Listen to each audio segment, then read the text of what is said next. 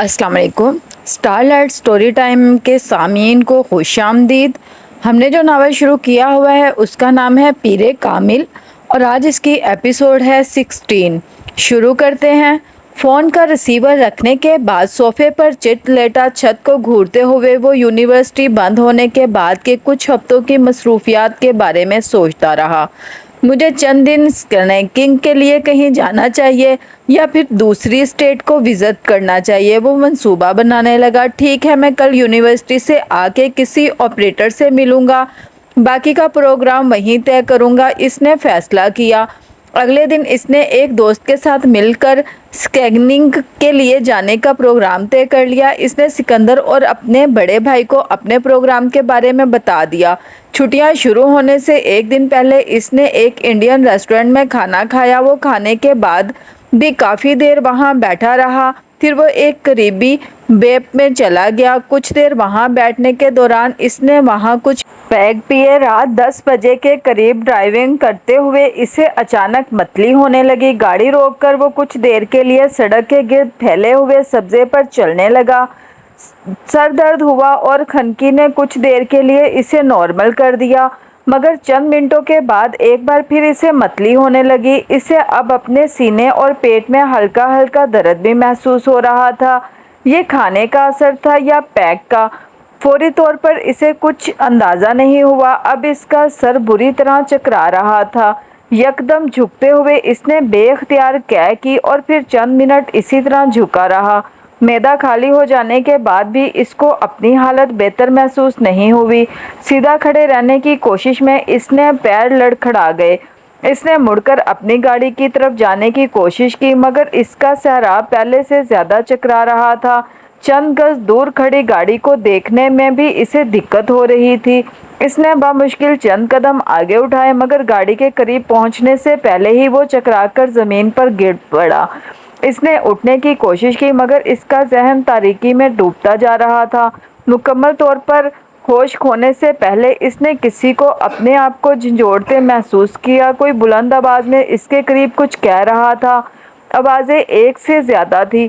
سالار نے اپنے سر کو جھٹکنے کی کوشش کی، وہ پورے سر کو حرکت نہیں دے سکا۔ اس کی آنکھیں کھولنے کی کوشش بھی ناکام رہی۔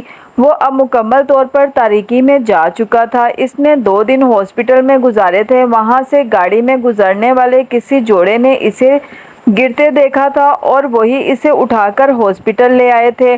ڈاکٹرز کے مطابق وہ فوڈ پوائزن کا شکار ہوا تھا۔ وہ ہاسپٹل آنے کے چند گھنٹوں بعد ہوش میں آ گیا تھا اور وہاں سے چلے جانے کی خواہش رکھنے کے باوجود وہ جسمانی طور پر اپنے آپ کو اتنی بری حالت میں محسوس کر رہا تھا کہ وہاں سے جا نہیں سکا۔ اگلے دن شام تک اس کی حالت کچھ بہتر ہونے لگی، مگر ڈاکٹرز کی ہدایت پر سالار نے وہ رات بھی وہیں گزار دی۔ اتوار کو سحپیر وہ گھر آ گیا تھا اور گھر آتے ہی اس نے ٹور آپریٹر کے ساتھ طے پایا جانے والا پروگرام چند دنوں کے لیے ملتوی کر دیا۔ اسے پیر کی صبح نکلنا تھا اور اس نے طے کیا تھا کہ جانے سے پہلے وہ ایک بار پھر سینڈرا کو کال کرے گا، لیکن اب پروگرام کینسل کرنے کے ساتھ ساتھ اس نے اس کو یا بلکہ کسی بھی دوست کو کال کرنے کا ارادہ ترک کر دیا۔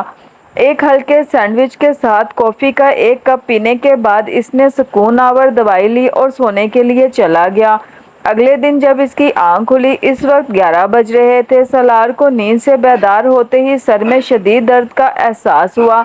اپنا ہاتھ بڑھا کر اس نے اپنا ماتھا اور جسم چھوا۔ اس کا ماتھا بہت زیادہ گرم تھا۔ کم آن، وہ بیزاری سے بڑبڑایا۔ پچھلے 2 دن کی بیماری کے بعد وہ اگلے 2 دن بستر پر پڑے ہوئے نہیں گزارنا چاہتا تھا اور اس وقت اسے اس کے آثار نظر آ رہے تھے۔ جوں تو بیڈ سے نکل کر وہ منہ ہاتھ دھوئے بغیر ایک بار پھر کچن میں آ گیا۔ کافی بننے کے لیے رکھ کر وہ آ کر آنسر فون پر ریکارڈ کالز کرنے لگا۔ چند کالز سعد کی تھی، جس نے واپس پاکستان جانے سے پہلے اس سے ملنے کے لیے बार बार इसे रिंग किया था और फिर आखिरी कॉल में इसके इस तरह गायब होने पर इसे अच्छी खासी सलवातें सुनाई थी। सैंड्रा का अंदाज़ा था कि वो इससे मिले बगैर सेकंड के लिए चला गया था। यही ख्याल सिकंदर और कामरान का था। उन्होंने भी इसे चंद कॉल्स की थी। चंद कॉल्स इसके कुछ क्लास फेलोज की थी, वो भी छुट्टियां गुजारने के लिए अपने घरों को जाने से पहले की गई थी। हर एक ने इसे ताकीद की थी कि वो इन्हें जवाबी कॉल करे, मगर अब वो जानता था कि अब वो सब वापस जा चुके होंगे। अलबत्ता वो सिकंदर और कामरान और साद को पाकिस्तान में कॉल कर सकता था, मगर इस वक्त वो ये काम करने के मूड में नहीं था। कॉफ़ी के एक मग के साथ 2 स्लाइस खाने के बाद इसने घर पर मौजूद चंद मेडिसिन्स ली और फिर दोबारा बेड पर लेट गया। इसका ख्याल था कि बुखार के लिए इतना ही काफ़ी था और शाम तक वो अगर मुकम्मल तौर पर नहीं तो काफ़ी हद तक ठीक हो चुका होगा। इसका अंदाज़ा बिल्कुल गलत साबित हुआ। शाम के वक्त मेडिसिन के ज़ेरे असर आने वाली नींद से बेदार हुआ तो इसका जिस्म बुरी तरह बुखार में फनक रहा था। इसकी ज़ुबान और होंठ खुश्क थे और इसे अपना हलक कांटों से भरा हुआ महसूस हो रहा था। पूरे जिस्म के साथ साथ इसका सर दर्द भी शदीद दर्द की गिरफ्त में था और शायद इसके इस तरह बेदार होने की वजह ये शदीद बुखार और तकलीफ़ ही थी। इस बार वो औंधे मुंह बेड पर लेटे हुए इसने अपने दोनों हाथ तकिए पर माथे के नीचे रखते हुए हाथों के अंगूठों से कनपटियों को मसलते हुए सर में उठने वाली दर्द को टीसों को कम करने की कोशिश की, मगर वो बुरी तरह नाकाम रहा। चेहरा तकिए में छुपाए वो बेहिस्सा हरकत पड़ा रहा। तकलीफ़ को बर्दाश्त करने की कोशिश में वो कब दोबारा नींद की आगोश में गया, इसे अंदाज़ा भी नहीं हुआ। फिर जब इसकी आंख खुली तो इस वक्त कमरे में मुकम्मल अंधेरा था। रात हो चुकी थी और सिर्फ कमरा ही नहीं पूरा घर तारीक था। वो पहले से ज़्यादा तकलीफ़ में था। चंद मिनटों तक बेड से उठने की नाकाम कोशिश करने के बाद वो दोबारा लेट गया। एक बार फिर इसने अपने जहन को तारीकी में डूबते महसूस किया, मगर इस बार ये नींद नहीं थी। वो गुनूदगी की किसी दरमियानी कैफियत से गुजर रहा था। वो अब खुद को करहाते हुए सुन रहा था, मगर वो अपनी आवाज़ का गला नहीं घोंट पा रहा था। सेंट्रल हैंडिंग होने के बावजूद इसे बेतहाशा सर्दी महसूस हो रही थी। इसका जिस्म बुरी तरह कांप रहा था और कंबल इसकी कपकपाहट को ख़त्म करने में नाकाम था। वो जिस्मानी तौर पर खुद को उठकर कुछ भी पहनने या ओढ़ने के काबिल नहीं था। इसे अपने सीने और पेट में एक बार फिर दर्द महसूस होने लगा। इसकी कराहों में अब शिद्दत आती जा रही थी। एक बार फिर मतली महसूस करने पर इसने उठने और तेज़ी से वॉशरूम तक जाने की कोशिश की, मगर वो अपनी कोशिश में कामयाब नहीं हुआ था। चंद लम्हों के लिए वो बेड पर उठकर बैठने में कामयाब हुआ और इससे पहले कि वो बेड से उतरने की कोशिश करता, इसे एक ज़ोर की उबकाई आई। पिछले 24 घंटों में अंदर रह जाने वाली थोड़ी बहुत खुराक भी बाहर आ गई थी। वो गशी के आलम में भी अपने कपड़ों और कंबल से बेनियाज नहीं था, मगर वो मुकम्मल तौर पर गंदगी से लथड़े हुए बेबस था। इसे अपना पूरा वजूद मफलूज महसूस हो रहा था। बेजान सी हालत में वो इसी तरह दोबारा बिस्तर पर लेट गया। इसे अपना दिल डूबता हुआ महसूस हो रहा था। वो इर्द गिर्द के माहौल से मुकम्मल तौर पर बेनियाज हो चुका था। गशी की कैफियत में कराहों के साथ इसके मुंह में जो कुछ आ रहा था वो बोलता जा रहा था। गशी का ये सिलसिला कितने घंटे जारी रहा था इसे याद नहीं। हाँ, अलबत्ता इसे ये ज़रूर याद था कि इसकी कैफियत के दौरान इसे एक बार यूँ महसूस हुआ था जैसे वो मर रहा है, और इसी वक्त ज़िंदगी में पहली बार मौत से अजीब सा खौफ महसूस हुआ था। वो किसी न किसी तरह फ़ोन तक पहुंचना चाहता था। वो किसी को बुलाना चाहता था, मगर वो बिस्तर से नीचे नहीं उतर सका। शदीद बुखार ने इसे मुकम्मल तौर पर मफलूज करके रख दिया था और फिर बिल आखिर वो खुद ही इस कैफियत से बाहर आ गया था। इस वक्त रात का पिछला पहर था जब वो इस गनूदगी से बाहर निकला था। आंखें खोलने पर इसने कमरे में वही तारीकी देखी थी, मगर इसका जिस्म अब पहले की तरह गर्म नहीं था। कपकपी मुकम्मल तौर पर ख़त्म हो चुकी थी। इसके सर और जिस्म में होने वाला दर्द भी बहुत हल्का था। कमरे की छत को कुछ देर घूरने के बाद इसने लेटे लेटे अंधेरे में साइड लैंप को ढूंढकर ऑन कर दिया। روشنی نے کچھ دیر کے لیے اس کی آنکھوں کو چندھیا کر بند ہو جانے پر مجبور کر دیا۔ اس نے اپنا ہاتھ بڑھا کر آنکھوں کے بند پپوٹوں کو چھوا۔ وہ سوجے ہوئے تھے، آنکھوں میں چبھن ہو رہی تھی۔ سوجے ہوئے تمام پپوٹوں کو بمشکل کھلے رکھتے ہوئے وہ اب ارد گرد کی چیزوں پر غور کر رہا تھا اور اپنے ساتھ ہونے والے تمام واقعات کو یاد کرنے کی کوشش کر رہا تھا۔ ہلکے ہلکے جھماکوں کے ساتھ اسے سب کچھ یاد آتا جا رہا تھا۔ اسے بے اختیار اپنے آپ سے گھن آئی۔ بیڈ پر بیٹھے بیٹھے اس نے اپنی شرٹ کے بٹن کھول کر اسے اتار کر پھینک دیا، پھر لڑکھڑاتے ہوئے بیڈ سے اتر گیا اور کمبل اور بیڈ شیٹ بھی کھینچ کر اس نے بیڈ سے اتار کر فرش پر ڈال دیے۔ انہی لڑکھڑاتے قدموں کے ساتھ وہ سوچے سمجھے بغیر باتھ روم میں گھس گیا۔ باتھ روم میں موجود بڑے آئینے کے سامنے اپنے چہرے پر نظر پڑتے ہی اسے شوق لگا تھا۔ اس کی آنکھیں اندر دھسی ہوئی تھی اور ان کے ارد گرد پڑنے والے حلقے بہت نمایاں تھے اور چہرہ بالکل زرد تھا۔ اس کے ہونٹوں پر پپڑیاں جمی ہوئی تھیں۔ اسے اس وقت دیکھنے والا یہی سوچتا کہ وہ کسی لمبی بیماری سے اٹھا ہے۔ 24 گھنٹوں میں اتنی شیپ بڑھ گئی ہے، اس نے حیرانی کے عالم میں اپنے گالوں کو چھوتے ہوئے کہا۔ اتنی بری شکل تو میری فوڈ پوائزنگ کے بعد ہاسپٹل میں رہ کر بھی نہیں ہوئی تھی جتنی ایک دن کے اس بخار نے کر دی ہے۔ وہ بے یقینی کے عالم میں اپنے حلقوں کو دیکھتے ہوئے بڑبڑایا۔ ٹب میں پانی بھر کر وہ اس میں لیٹ گیا۔ اسے حیرانی ہو رہی تھی کہ بخار کی حالت میں بھی اس نے فوری طور اسی وقت اپنے کپڑے کیوں نہیں بدل لیے، وہ کیوں وہیں پڑا رہا۔ باتھ روم سے نکلنے کے بعد بیڈ روم میں رہنے کے بجائے وہ کچن میں چلا گیا۔ اسے بے تحاشا بھوک لگ رہی تھی۔ اس نے نوڈلز بنائے اور انہیں کھانے لگا۔ مجھے صبح ڈاکٹر کے پاس جا کر اپنا تفصیلی چیک اپ کروانا چاہیے، اس نے نوڈلز کھاتے ہوئے سوچا۔ تھکن ایک بار پھر اس کے اعصاب پر سوار ہو رہی تھی۔ نہانے کے بعد اسے اگرچہ اپنا وجود بہت ہلکا پھلکا محسوس ہو رہا تھا مگر اس کی نکاہت ختم نہیں ہوئی تھی۔ نوڈلز کھانے کے دوران اس نے ٹی وی آن کر دیا اور چینل سرچ کرنے لگا۔ ایک چینل پر آنے والا ٹاک شو دیکھتے ہوئے اس نے ریموٹ رکھ دیا اور پھر نوڈلز کے پیالے پر جھک گیا۔ اس نے ابھی نوڈلز کا دوسرا چمچ منہ میں رکھا تھا کہ وہ بے اختیار رک گیا۔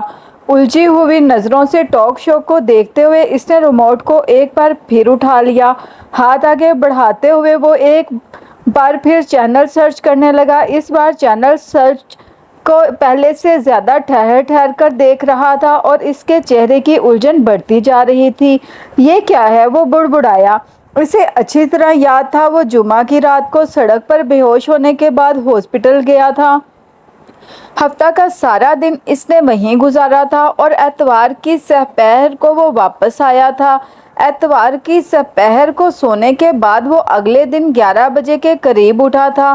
پھر اسی رات اسے بخار ہو گیا تھا۔ شاید اس نے منگل کا سارا دن بخار کی حالت میں گزارا تھا اور اب یقیناً منگل کی رات تھی مگر ٹی وی چینلز اسے کچھ اور بتا رہے تھے۔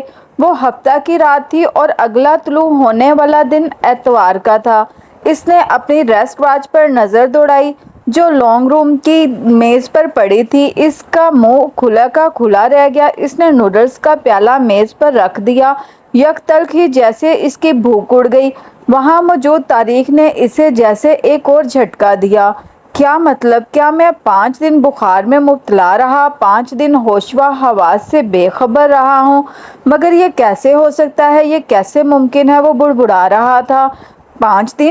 5 دن تو بہت ہوتے ہیں۔ یہ کیسے ممکن ہے کہ مجھے 5 دن گزرنے کا پتہ ہی نہ چلے؟ میں 5 دن تک اسی طرح بے ہوش کیسے رہ سکتا تھا؟ وہ لڑکھڑاتے قدموں کے ساتھ تیزی سے آنسر فون کی طرف بڑھ گیا۔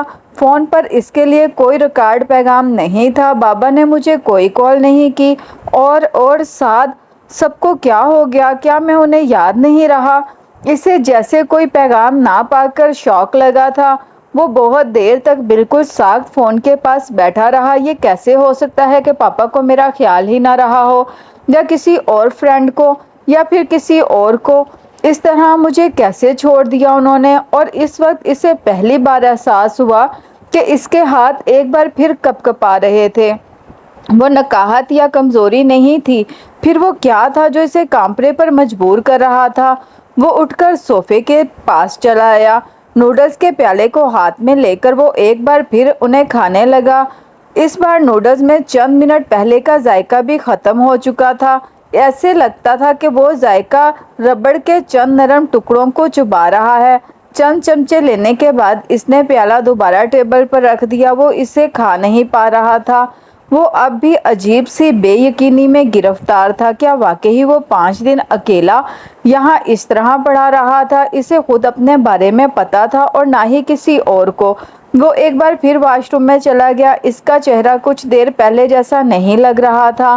نہانے سے وہ کچھ بہتر ہو گیا تھا، مگر اس کی شیو اور آنکھوں کے گرد ہلکے پڑے اب بھی اس طرح موجود تھے۔ آئینے کے سامنے کھڑے ہو کر اور کچھ دیر تک اپنی آنکھوں کے گرد پڑے ہوئے حلقوں کو چھوتا رہا، جیسے اس سے یقین نہ آ رہا ہو کہ وہ واقعی وہاں موجود تھے یا پھر اس کا وہم تھا۔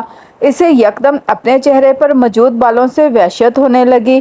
وہیں کھڑے کھڑے اس نے شیونگ کٹ نکالی اور شیو کرنے لگا۔ شیو کرتے ہوئے اسے ایک بار پھر احساس ہوا کہ اس کے ہاتھ کانپ رہے تھے۔ یکے بعد دیگرے اسے 3 کٹ لگے۔ اس نے شیو کے بعد اپنا چہرہ دھویا اور اس کے بعد تولیے سے آئینے میں اپنے آپ کو دیکھتے ہوئے اسے خشک کرنے لگا۔ جب اسے ان زخموں سے رستے ہوئے خون کا احساس ہوا تو اس نے چہرے کو تولیے سے تھپ تھپانا بند کر دیا۔ خالی الذہنی کے عالم میں وہ آئینے میں اپنے چہرے کو دیکھنے لگا۔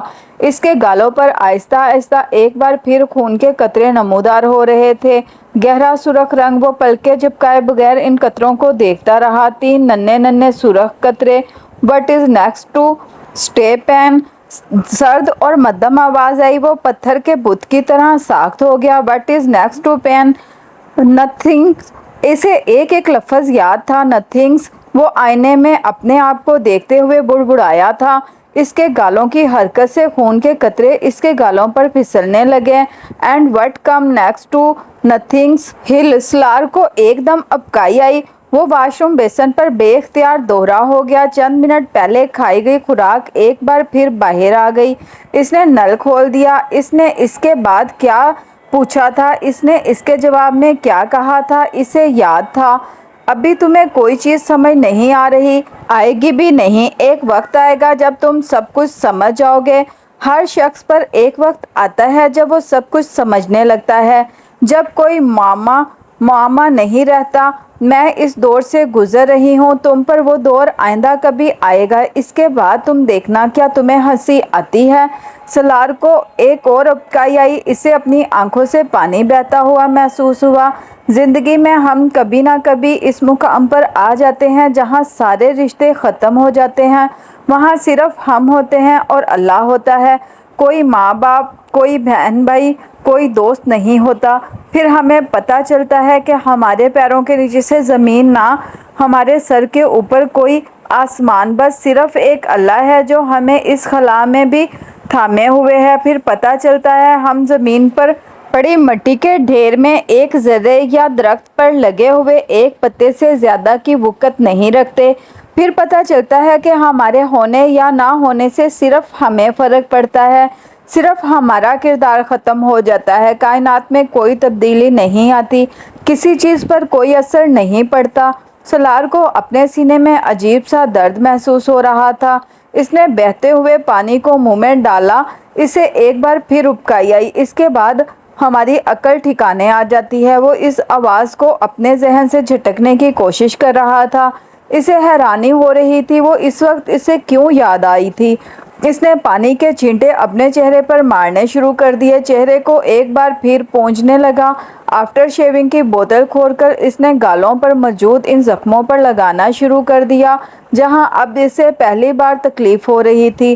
واش روم سے باہر نکلتے ہوئے اسے احساس ہو رہا تھا کہ اس کے ہاتھ اب بھی کانپ رہے ہیں۔ "مجھے ڈاکٹر کے پاس چلے جانا چاہیے۔ وہ اپنی مٹھیاں بھینچنے لگا۔ "مجھے مدد کی ضرورت ہے، اپنا چیک اپ کروانا ہے۔ وہ نہیں جانتا تھا اسے یکدم وہاں وحشت کیوں ہونے لگی تھی۔ اسے اپنا سانس وہاں بند ہوتا محسوس ہو رہا تھا، یوں جیسے کوئی اس کی گردن پر پاؤں رکھے آہستہ آہستہ دباؤ ڈال رہا تھا۔ کیا یہ ممکن ہے کہ سب لوگ مجھے اس طرح بھول جائیں؟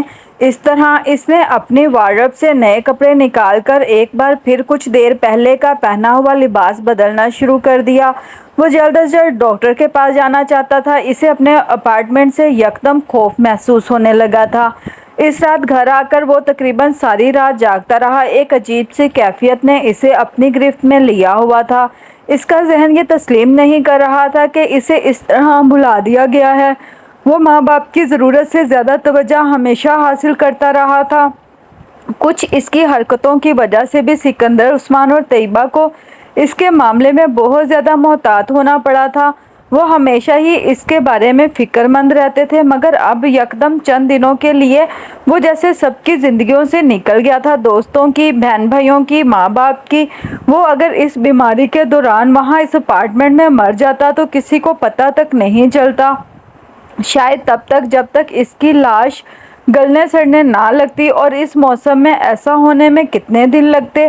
وہ اس رات ایک ایک گھنٹے کے بعد فون کو چیک کرتا رہا۔ اگلا پورا ہفتہ اس نے اسی بے یقینی کے عالم میں اپنے اپارٹمنٹ میں گزارا۔ پورے ہفتے کے دوران اسے کہیں سے کوئی کال نہیں ملی تھی۔ کیا یہ سب لوگ مجھے بھول گئے ہیں؟ وہ وحشت زدہ ہو گیا۔ ایک ہفتہ تک بے وقوفوں کی طرح کسی کی کال کا انتظار کرتے رہنے کے بعد اس نے خود سب سے رابطہ کرنے کی کوشش کی۔ وہ انہیں فون پر بتانا چاہتا تھا کہ اس کے ساتھ کیا ہوا تھا، وہ کس کیفیت سے گزر رہا تھا۔ وہ ان کے ساتھ شکوہ کرنا چاہتا تھا، مگر ہر ایک سے رابطہ کرنے پر اسے پہلی بار یوں محسوس ہوا جیسے کسی کو اس میں کوئی دلچسپی ہی نہیں تھی۔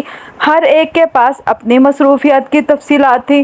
سکندر اور طیبہ اسے آسٹریلیا میں اپنی سرگرمیوں سے آگاہ کرتے رہے۔ وہ وہاں کیا کر رہے تھے، کتنا انجوائے کر رہے تھے، کچھ وہ غائب دماغی کے عالم میں ان کی باتیں سنتا رہا۔ تم انجوائے کر رہے ہو اپنی چھٹیاں؟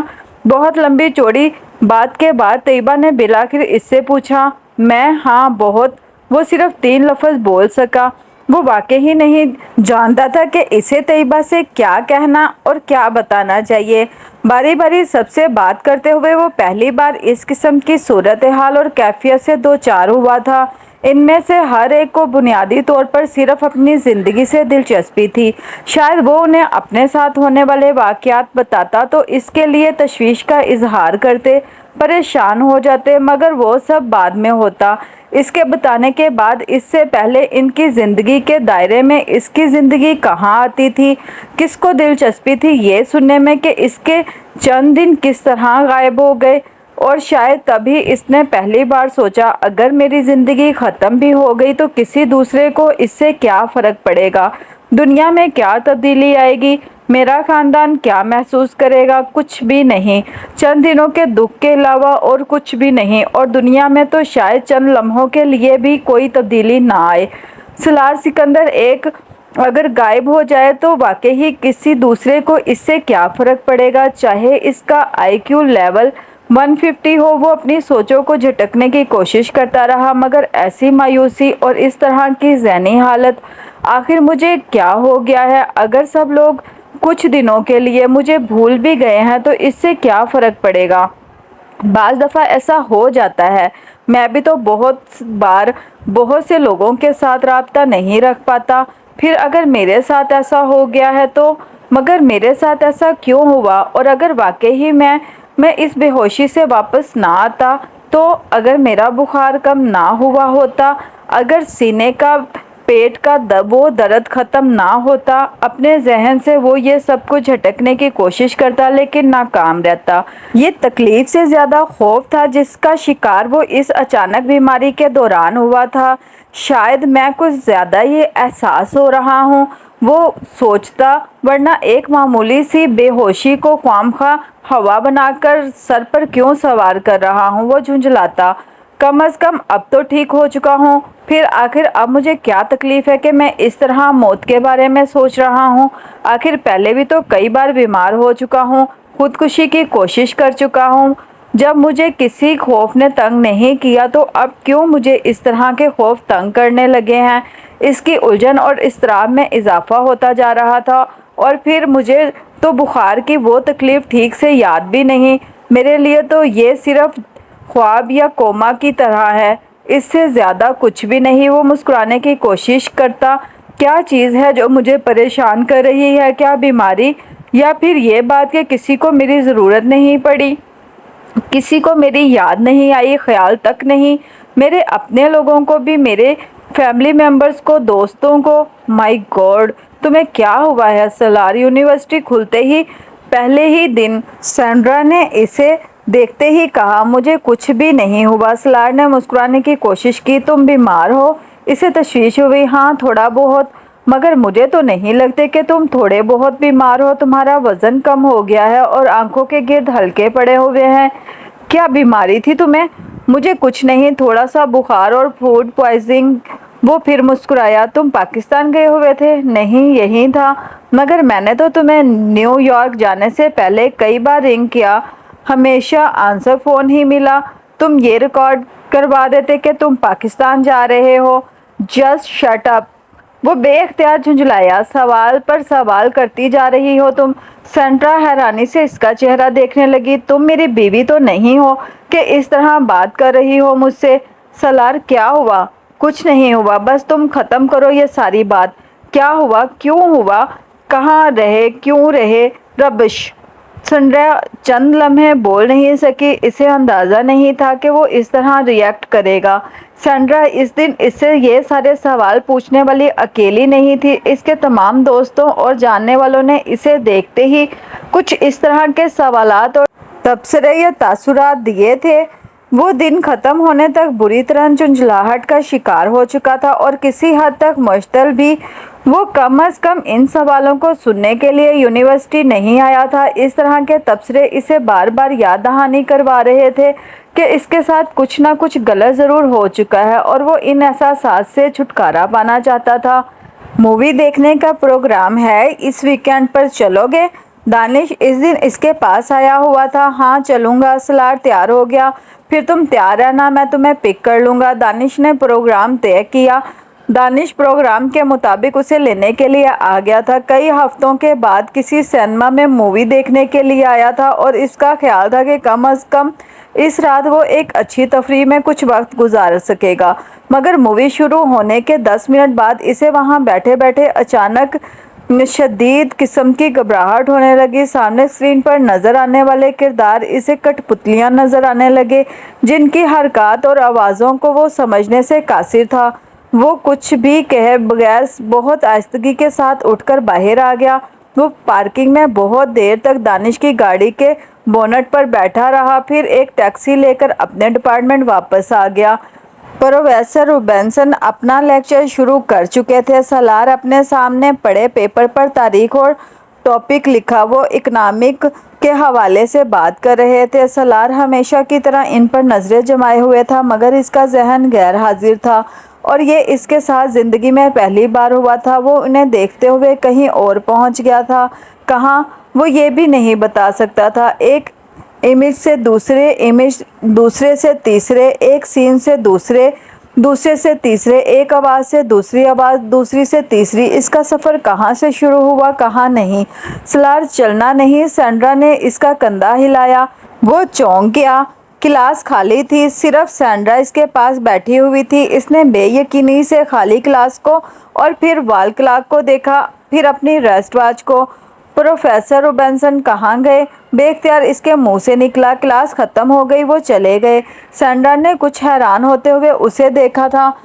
کلاس ختم ہو گئی؟ اسے جیسے یقین نہیں آیا۔ ہاں، سالار نے بے اختیار اپنی آنکھوں کو مسلا اور پھر اپنی سیٹ کی پشت سے ٹیک لگا لی۔ واحد چیز جو اسے پروفیسر روبنسن کے لیکچر کے بارے میں یاد تھی وہ صرف ٹاپک تھا۔ اس کے بعد وہ نہیں جانتا تھا کہ انہوں نے کیا کیا کہا تھا۔ تم کچھ اپسیٹ ہو؟ سینڈرا نے پوچھا۔ نہیں، کچھ نہیں، میں کچھ دیر کے لیے یہاں اکیلا بیٹھنا چاہتا ہوں۔ اوکے، سینڈرا نے اسے دیکھتے ہوئے کہا اور اپنی چیزیں اٹھا کر باہر چلی گئی۔ وہ اپنے سینے پر بازو رکھے سامنے نظر آنے والے رائٹنگ بورڈ کو دیکھنے لگا۔ آج یہ تیسری کلاس تھی جس میں اس کے ساتھ یہ ہوا تھا۔ اس کا خیال تھا یونیورسٹی دوبارہ جوائن کرنے کے بعد سب کچھ معمول پر آ جائے گا۔ وہ ڈپریشن کے لیے اس فیزے سے باہر آ جائے گا جس کا وہ تب تک شکار تھا، مگر ایسا نہیں ہوا۔ وہ یونیورسٹی بھی مکمل طور پر اس ذہنی انتشار کا شکار تھا جس میں وہ اتنے دنوں سے تھا، پہلی بار اس کا دل پڑھائی سے بھی اوچاٹ ہو رہا تھا، وہاں ہر چیز اسے مصنوعی لگ رہی تھی۔ وہ زندگی میں پہلی بار صحیح معنوں میں ڈپریشن کا شکار ہوا تھا۔ Studies, universities, friends, club, parties, restaurant, سیر و تفریح، ہر چیز اس کے لیے بے معنی ہو کر رہ گئی تھی۔ اس نے دوستوں سے ملنا یکدم ہی چھوڑ دیا۔ آنسر فون پر اکثر اس کا پیغام ہوا کرتا تھا کہ وہ گھر پر نہیں ہے۔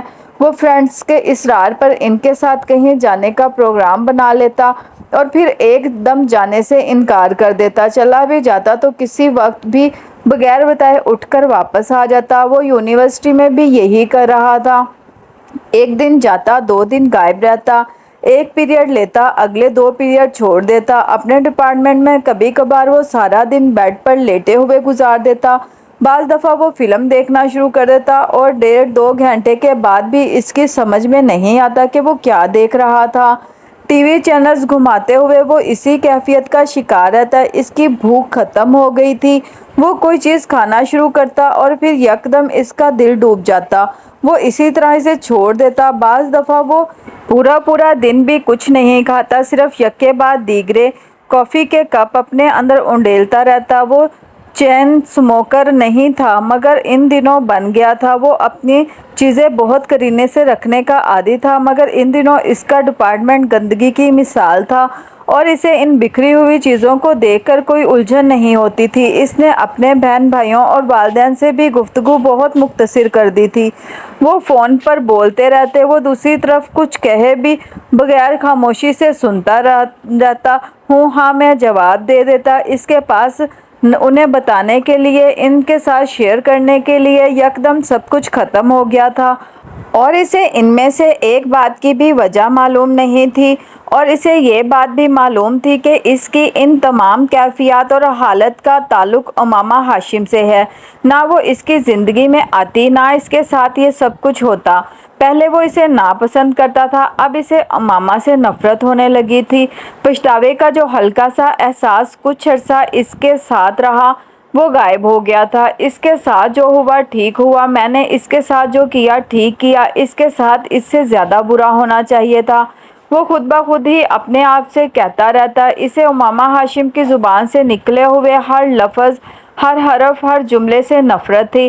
اسے اس کی باتیں یاد آتی اور اس کی نیند غائب ہو جاتی، ایک عجیب سی وحشت اسے گھیر لیتی۔ اس نے اس رات جن باتوں کا مذاق اڑایا تھا وہ اب ہر وقت اس کے کانوں میں گونجنے لگی تھی۔ کیا میں پاگل ہو رہا ہوں؟ کیا میں اپنے ہوش و حواس آہستہ آہستہ کھوتا جا رہا ہوں؟ کیا میں شیزوفرینیا کا شکار ہوں؟ بعض دفعہ اسے بیٹھے بٹھائے خوف محسوس ہونے لگتا، ہر چیز کی بے معنیت بڑھتی جاتی، ہر چیز کی بے مقصدیت اور عیاں ہو رہی تھی۔ وہ کہاں تھا، کیا تھا، کیوں تھا، کہاں کھڑا تھا، کیوں کھڑا تھا؟ اسے ہر وقت یہ سوالات تنگ کرنے لگے۔ کیا ہو گیا ہے؟ اگر میں یل سے ایک MBA کی ڈگری لے لوں گا، بہت اچھی جاب مل جائے گی، کوئی فیکٹری شروع کر لوں گا، پھر کیا یہ وہ کام تھا جس کے لیے مجھے زمین پر اتارا گیا 150+ IQ لیول کے ساتھ، کہ میں چند اور ڈگریاں لوں، شاندار سا بزنس کروں، شادی کروں، بچے پیدا کروں، عیش کروں، پھر مر جاؤں، بس۔ اس نے زندگی میں 4 دفعہ صرف اپنے تجسس کے لیے موت کے تجربے سے گزرنے کی کوشش کی تھی مگر اب شدید ڈپریشن کے عالم میں بھی وہ خودکشی کی کوشش نہیں کر رہا تھا۔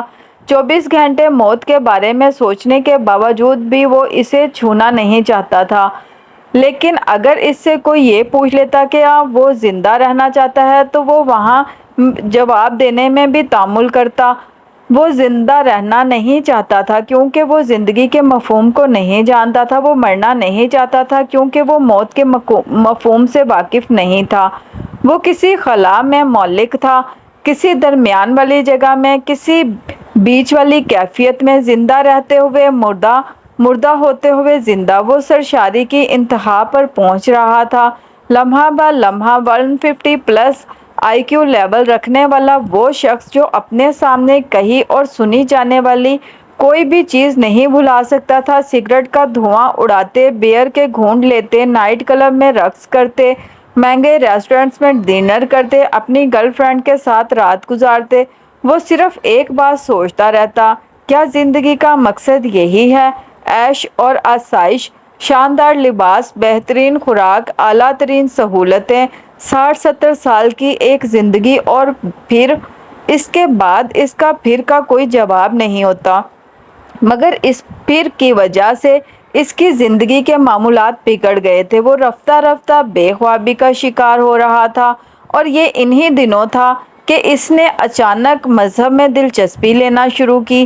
ڈپریشن سے نجات کے لیے وہ بہت سے لوگوں کو یہی کام کرتے دیکھتا تھا، اس نے بھی یہی کام شروع کر دیا۔ اس نے اسلام کے بارے میں کچھ کتابیں پڑھنے کی کوشش کی، تمام کتابیں اس کے سر کے اوپر سے گزر گئیں، کوئی لفظ، کوئی بات اسے اپنی طرف نہیں کھینچ رہی تھی۔ وہ خود پر جبر کر کے چند صفحات پڑھتا اور ان کتابوں کو رکھ دیتا، کچھ وقت گزرنے کے بعد پھر اٹھتا، پھر رکھ دیتا۔ نہیں، شاید مجھے عملی طور پر عبادت شروع کرنی چاہیے، اس سے ہو سکتا ہے کہ مجھے کچھ فائدہ ہو۔ وہ اپنے آپ کو خود ہی سمجھاتا، اور ایک دن جب وہ سعد کے پاس تھا تو اس نے یہی کیا۔ میں بھی چلتا ہوں تمہارے ساتھ، اس نے سعد کو باہر نکلتے دیکھ کر کہا۔ مگر میں تو عشاء کی نماز پڑھنے جا رہا ہوں، سعد نے اسے یاد دہانی کروائی۔ میں جانتا ہوں، اس نے اپنے جوگرز کے تسمے کستے ہوئے کہا۔ میرے ساتھ مسجد چلو گے؟ وہ حیران ہوا۔ ہاں، وہ کھڑا ہو گیا۔ نماز پڑھنے کے لیے؟ ہاں، سالار نے کہا۔ اس طرح دیکھنے کی کیا ضرورت ہے؟ میں کافر تو نہیں ہوں۔ کافر تو نہیں ہو، مگر چلو خیر، پڑھ لینا آج۔ سعد نے کچھ کہتے کہتے بات بدل دی۔ میں تو تمہیں پہلے ہی کتنی بار ساتھ چلنے کے لیے کہہ چکا ہوں۔ سالار نے جواب میں کچھ نہیں کہا، وہ خاموشی سے چلتے ہوئے اس کے ساتھ باہر آ گیا۔ اب اگر مسجد جا ہی رہے ہو تو پھر جاتے رہنا، یہ نہ ہو کہ بس آج پہلا اور آخری وزٹ ہی ہو۔ سعد نے عمارت سے باہر نکلتے ہوئے اس سے کہا۔ باہر اس وقت برف باری ہو رہی تھی۔ مسجد رہائش کی عمارت سے کچھ فاصلے پر تھی۔ وہ ایک مصری خاندان کا گھر تھا جس کا نچلا حصہ مسجد کے طور پر ان لوگوں نے استعمال کے لیے دیا ہوا تھا، جبکہ اوپر والے حصے میں وہ لوگ خود رہتے تھے۔ بعض دفعہ وہاں نمازیوں کی تعداد 10-15 کے درمیان ہی رہتی تھی۔ سعد مسجد تک پہنچنے تک سالار کو ان تفصیلات سے آگاہ کرتا رہا۔ سالار خاموشی اور کچھ لا تعلقی کے عالم میں سڑک پر احتیاط سے پھسلتی گاڑیوں اور ہر طرف موجود برف کے ڈھیروں پر نظریں دوڑاتا اس کے ساتھ چلتا رہا۔ 5-7 منٹ چلتے رہنے کے بعد ایک موڑ مڑ کر سعد ایک گھر کا دروازہ کھول کر اندر داخل ہو گیا۔ دروازہ بند تھا مگر لاک نہیں تھا، اور سعد نے دروازے پر دستک دی، نہ ہی کسی سے اجازت مانگی۔ بڑے مانوس سے انداز میں اس نے دروازے کا ہینڈل گھمایا اور پھر اندر داخل ہو گیا۔ سالار نے اس کی پیروی کی۔ تم وضو کر لو، سعد نے اچانک اسے مخاطب کیا، اور پھر اسے ساتھ لے کر ایک دروازہ کھول کر ایک باتھ روم میں داخل ہو گیا۔ سعد کی زیر نگرانی جب تک وہ وضو کے آخری حصے تک پہنچتا، ٹھنڈا پانی گرم میں تبدیل ہو چکا تھا۔ اپنے بالوں کا مسح کرتے کرتے وہ ایک بار پھر ٹھٹکا۔ سعد سمجھا اسے صحیح طریقہ نہیں پتا۔ اس نے ایک بار پھر اسے ہدایت دی۔ وہ خالی الذہنی کے عالم میں اپنے ہاتھوں کو ایک بار پھر حرکت دینے لگا، گدی تک ہاتھ پھیرتے ہوئے۔ اس کا ہاتھ گردن میں موجود زنجیر سے ٹکرایا۔ اس کی نظر بے اختیار سامنے آئینے پہ گئی۔ وہ ایک بار پھر کہیں اور پہنچ چکا تھا۔ سعد نے اس سے کچھ کہا تھا، اس بار اس نے نہیں سنا۔